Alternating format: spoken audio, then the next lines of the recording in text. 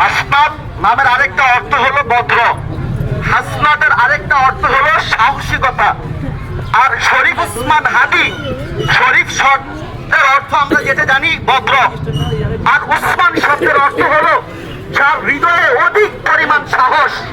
আর উসমান শব্দের আরেকটা অর্থ হলো যার হৃদয়ে অধিক পরিমাণে জ্ঞান অর্থাৎ জমা করা থাকে। আর হাদি শব্দের অর্থ হলো নেতা। এ কারণে আমি বিভিন্ন জায়গায় বলি, আমি উসমান হাদিকে উসমান হাদি নামে চিনি না, আমি চিনি উসমান গনি নামে।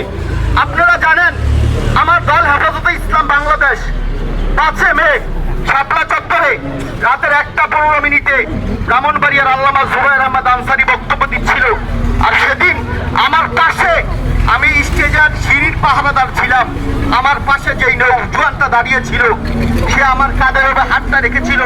আমি তাকে জিজ্ঞাসা করেছিলাম, ভাই আপনার নাম কি? সে তখন বলেছিল আমার নাম উসমান গনি।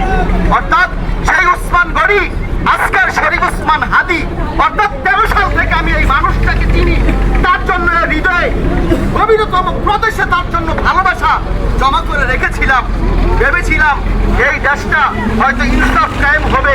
আল্লাহ কোরআনে যেমন ভাবে বলেছে, হাসরের ময়দানে জাররার চাইতে জাররা পরিমাণ যদি কেউ ভালো কাজ করে, সেটার জন্য আল্লাহ তাআলা হাসরের ময়দানে সেই জাররার প্রতিদান দিবে। আর যদি জাররার চাইতে জাররা পরিমাণ কে খারাপ কাজ করে, সেইটারও প্রতিদান আল্লাহ তাআলা দিবে।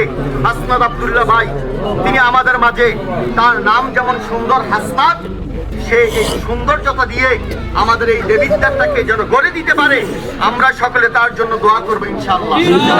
আমি আমার বক্তব্য শেষ করছি। আসসালামু আলাইকুম। ধন্যবাদ জানাচ্ছি।